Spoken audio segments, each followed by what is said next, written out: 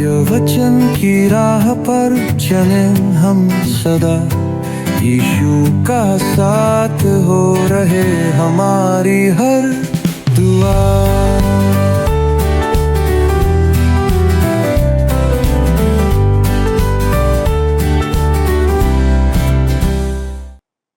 प्रिय दर्शकों, प्रभु यीशु मसीह के पवित्र नाम में पुनः आप सभी दर्शक मित्रों को मेरा मसीही नमस्कार। मैं आप सभी दर्शकों का इस क्रमबद्ध बाइबल अध्ययन कार्यक्रम सत्य वचन में हार्दिक स्वागत करती हूँ।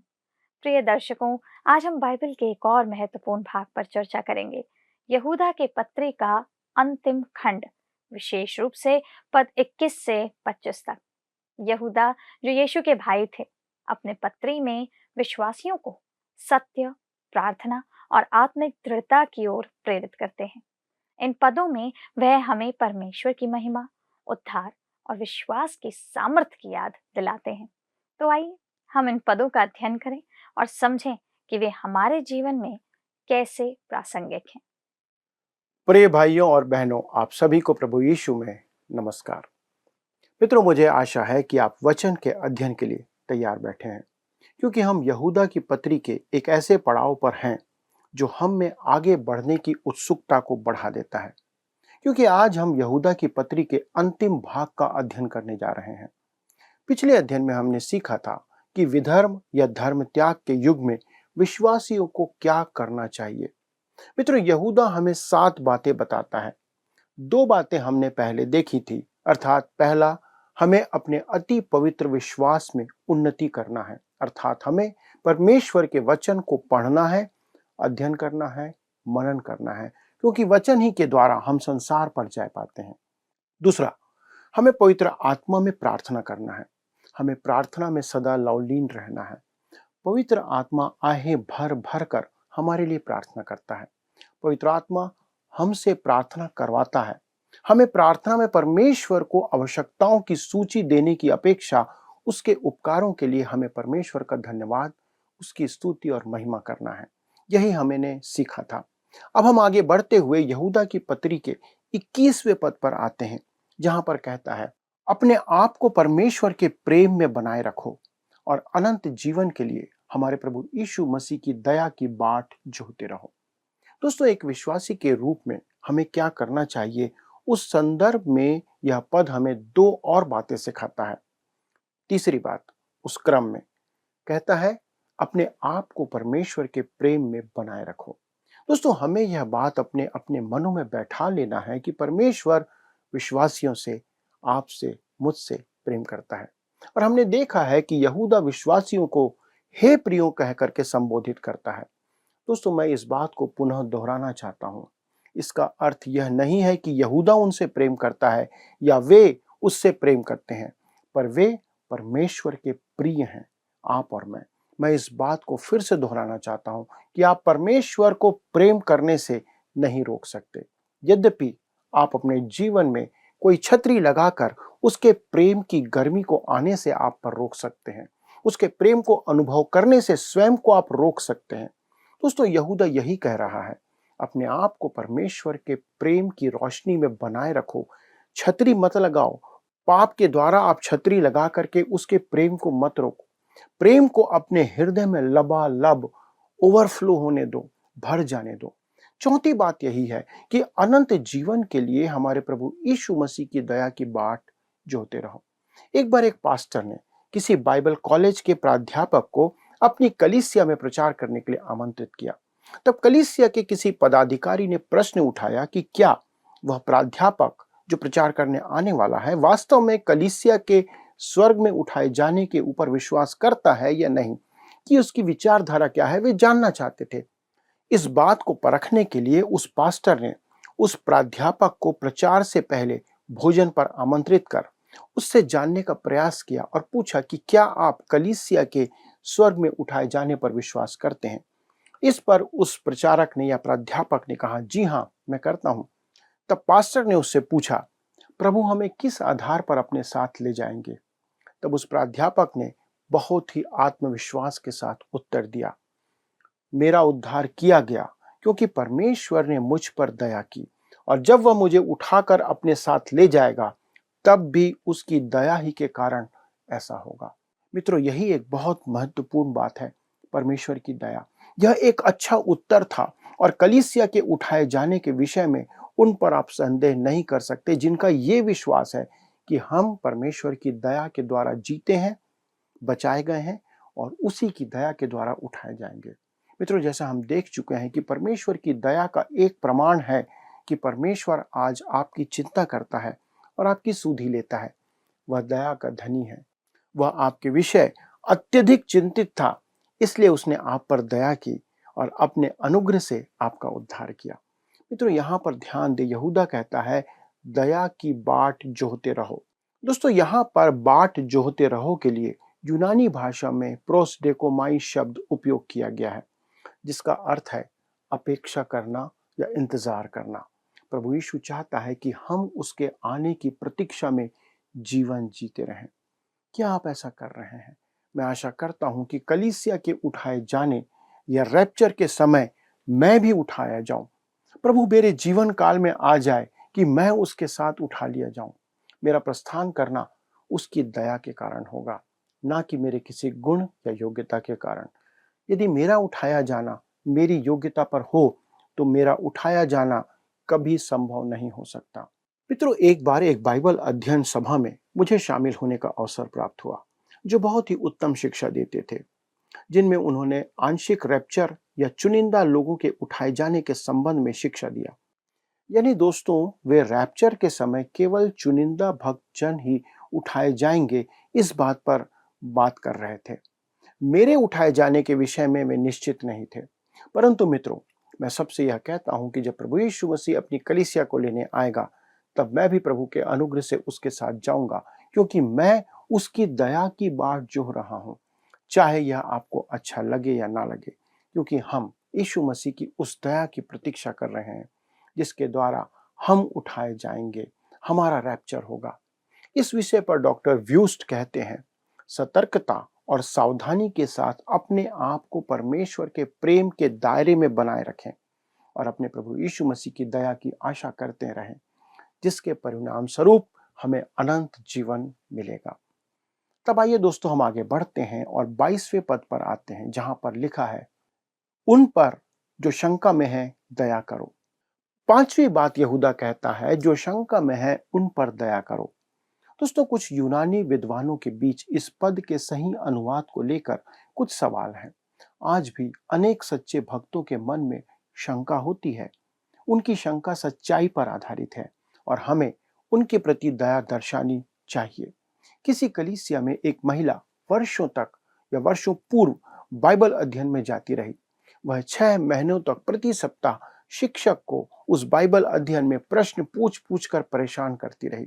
शिक्षक को ऐसा लगा कि वह उसे प्रश्न के जाल में फंसाना चाहती है, उसको परेशान कर रही है। अतः उसने अंत में उससे बड़े ही कठोर उत्तर के साथ उसको जवाब दिया।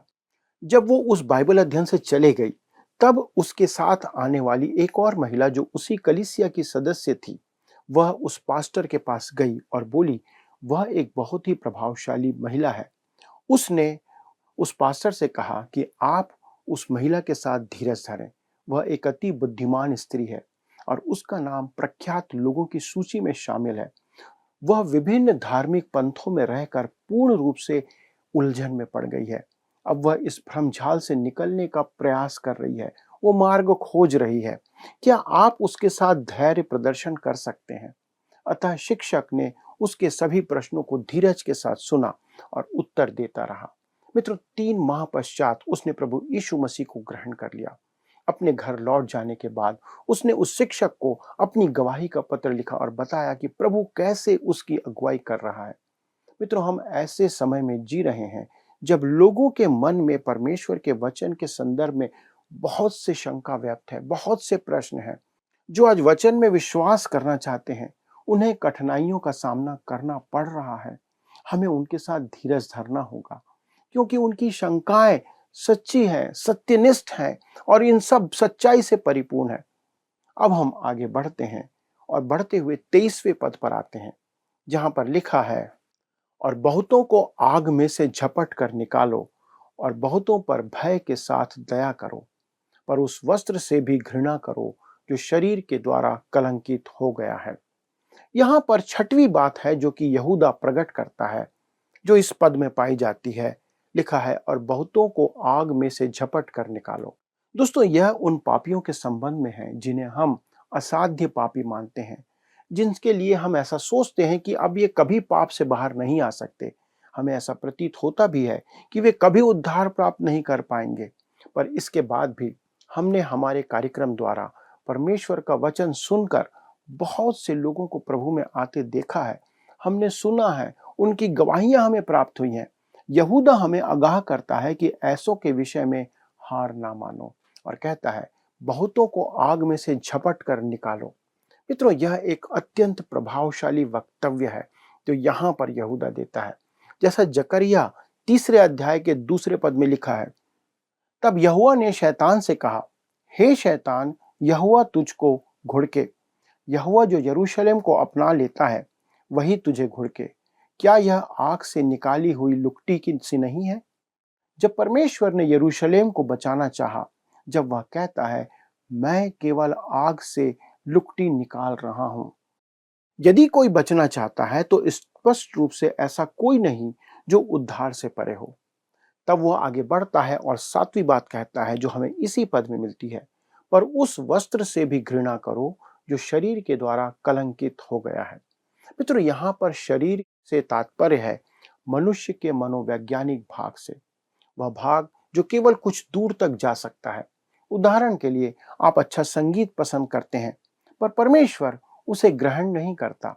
मनुष्य के इस मनोवैज्ञानिक भाग के लिए सही शब्द खोजने के प्रयास किए गए हैं। प्राण शब्द पर्याप्त नहीं है, क्योंकि यह सही परिभाषा नहीं देता है।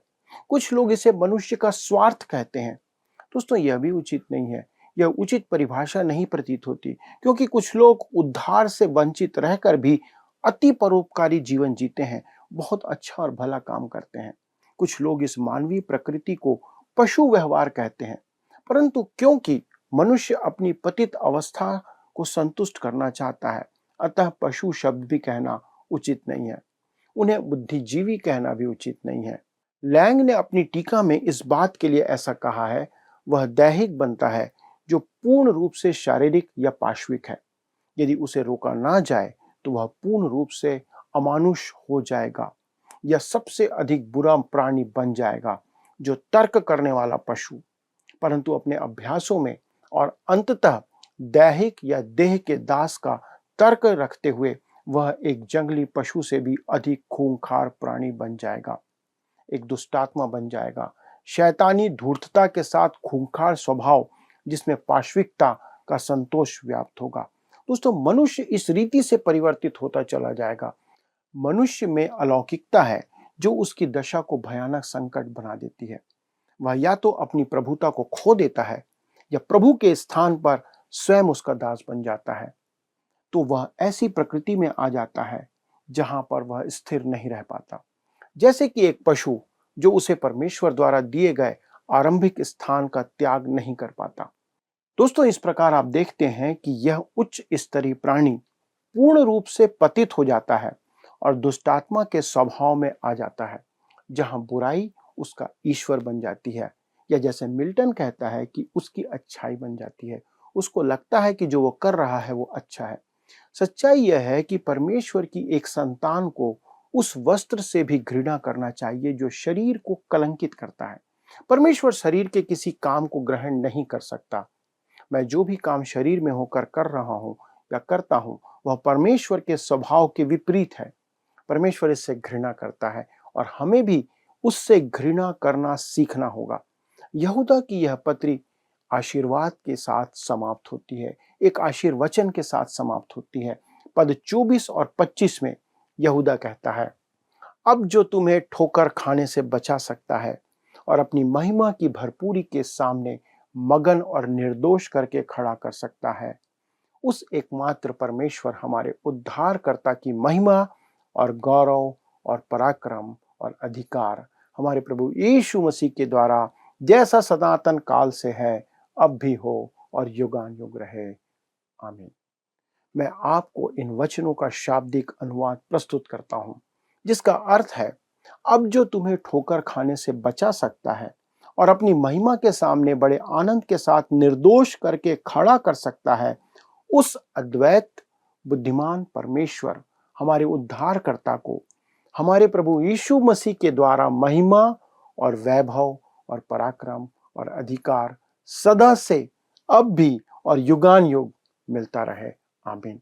इसका अर्थ यह है दोस्तों, यदि आप जानना चाहते हैं कि विशेष तौर पर इन धर्म त्याग के दिनों में आपके जीवन में प्रभु यीशु मसीह का स्थान कहाँ होना चाहिए, तो यह एक बहुत ही अद्भुत आशीष है जो प्रभु यीशु के हमारे जीवन में होने की बात करता है। कहता है हमारे प्रभु यीशु मसीह के द्वारा, प्रभु यीशु मसीह के द्वारा।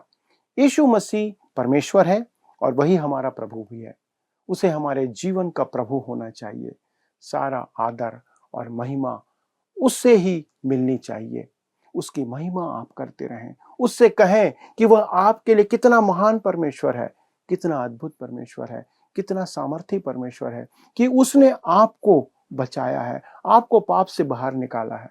मित्रों, वह राजा है, वह हमारा राजाओं का राजा परमेश्वर है, वह प्रभुओं का प्रभु परमेश्वर है, वह सर्वशक्तिमान है। स्वर्ग और पृथ्वी में सारी प्रधानता उसी की है। यह सृष्टि उसके नियंत्रण से बाहर नहीं है।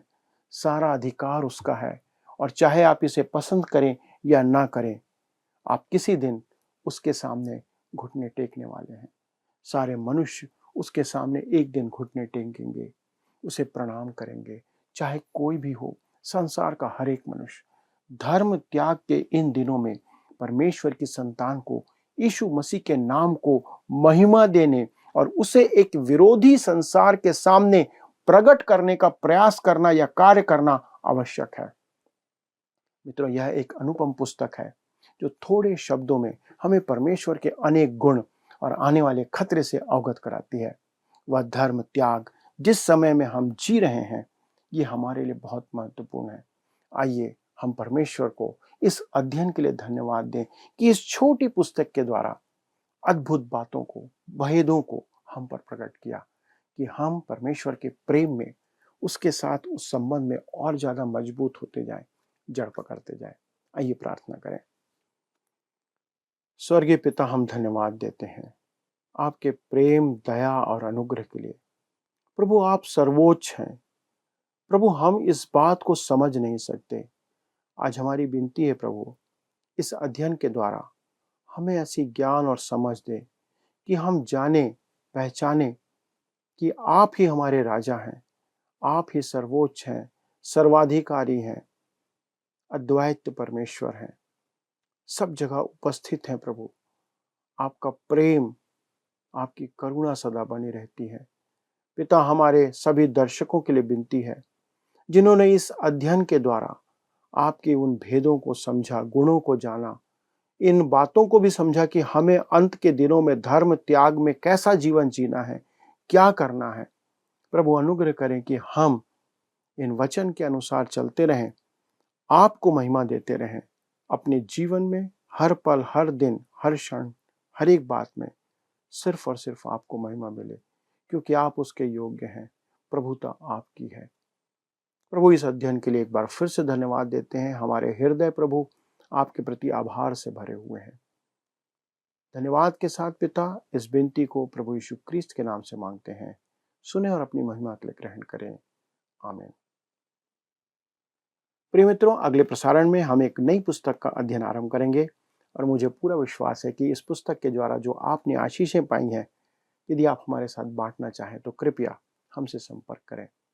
प्रभु आपके साथ बने रहें और निवेदन है, प्रभु को ही सारी आदर, महिमा, स्तुति, प्रशंसा हम देते रहें, आप देते रहें। प्रभु आपको आशीष दे। आइए अब हम प्रश्नों को देखें।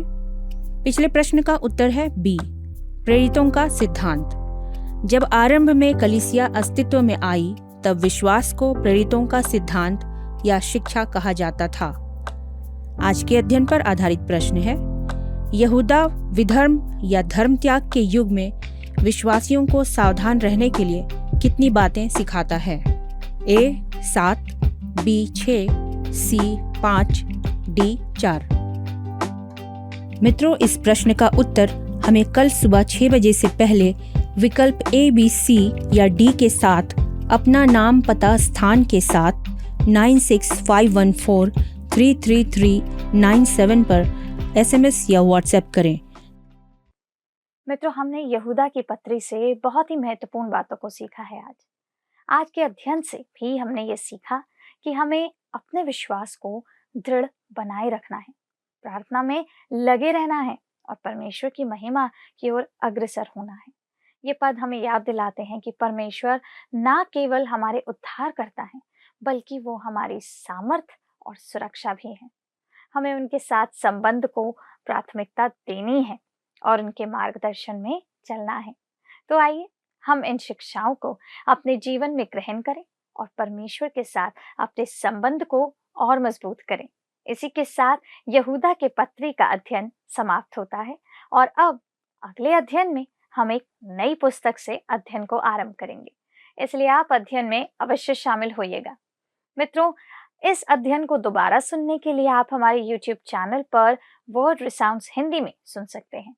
अधिक जानकारी और प्रार्थना के लिए आप दिए गए नंबर पर संपर्क कर सकते हैं। हमारे परामर्शदाता आपकी सहायता अवश्य करेंगे। आज के लिए मुझे इजाजत दीजिए। जय मसीह की। क्या आपको यह कार्यक्रम पसंद आया? अभी हमें एक मिस कॉल करें और आप अगले विजेता हो सकते हैं।